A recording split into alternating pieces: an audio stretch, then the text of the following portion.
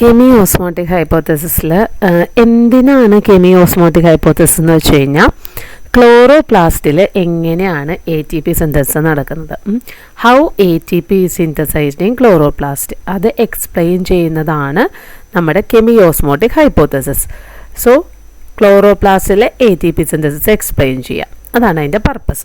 Okay, ഇനി ക്ലോറോപ്ലാസ്റ്റിൽ നമ്മൾ പറയുമ്പോൾ നമ്മൾ ക്ലോറോപ്ലാസ്റ്റിൻ്റെ സ്ട്രക്ചർ അല്ലേ, ക്ലോറോപ്ലാസ്റ്റിൻ്റെ സ്ട്രക്ചർ നമ്മൾ പഠിച്ചിട്ടുണ്ട്. സോ ഇത് ക്ലോറോപ്ലാസ്റ്റിൻ്റെ സ്ട്രക്ചർ ആണെങ്കിൽ ക്ലോറോപ്ലാസ്റ്റിൻ്റെ ഉള്ളിൽ ആരുണ്ട്, തൈലക്കോയിഡ്സ് ഉണ്ട്. തൈലക്കോയിഡ്സ് ഒരു ഗ്രൂപ്പായിട്ട് ഗ്രാന ഫോം ചെയ്യും. അപ്പോൾ ഒരു തൈലക്കോയിഡ്, ആ ഒരു തൈലക്കോയിഡാണ് ഞാനിവിടെ വലുതാക്കി വെച്ചിട്ടുള്ളത്. ഓക്കെ, അപ്പോൾ ഇത് തൈലക്കോയിഡിൻ്റെ മെംബ്രെയിൻ ആണ്.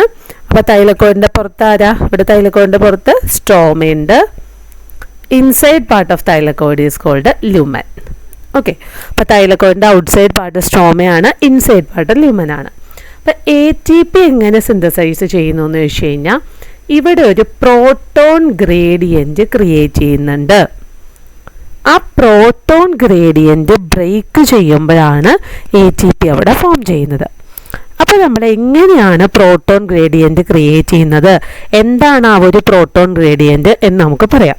അപ്പോൾ പ്രോട്ടോൺ ഗ്രേഡിയൻറ്റ് എന്ന് വെച്ചാൽ എന്താ, ഒരു സ്ഥലത്ത് പ്രോട്ടോൺ കുറവും ഒരു സ്ഥലത്ത് പ്രോട്ടോൺ കൂടുതലും വരിക അല്ലേ, അതിനാണ് നമ്മൾ പ്രോട്ടോൺ ഗ്രേഡിയൻറ്റ് എന്ന് പറയുന്നത്.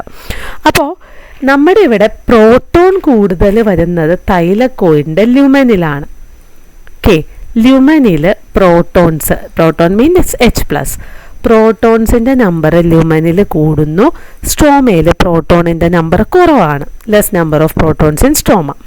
അപ്പോൾ ഓർക്കുക, ലുമനിൽ പ്രോട്ടോണിൻ്റെ നമ്പർ ഹൈ ആണ്, സ്ട്രോമയിൽ പ്രോട്ടോണിൻ്റെ നമ്പർ കുറവാണ്.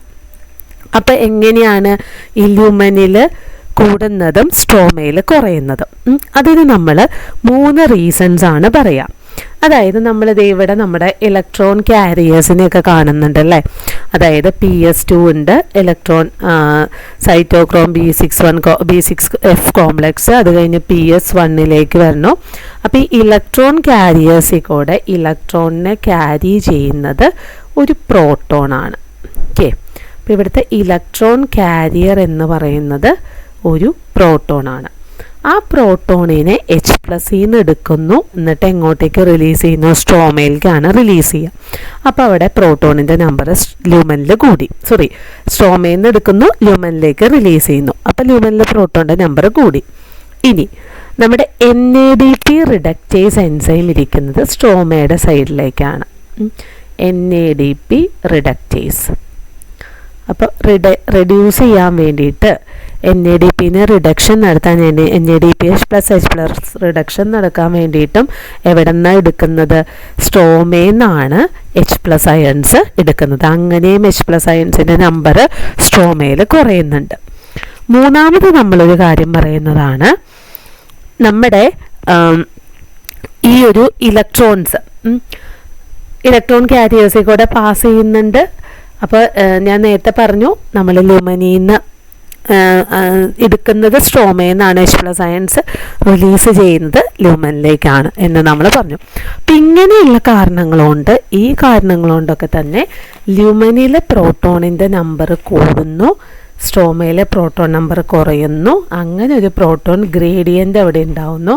ആ പ്രോട്ടോൺ ഗ്രേഡിയൻ്റ് ബ്രേക്ക് ചെയ്യുന്ന ആളാണ് ATP സിന്തേസ്. ATP സിന്തേസ് എൻസൈമിൽ കൂടെ പ്രോട്ടോൺസ് ലുമനിൽ നിന്ന് സ്ട്രോമയിലേക്ക് മൂവ് ചെയ്യുന്നു.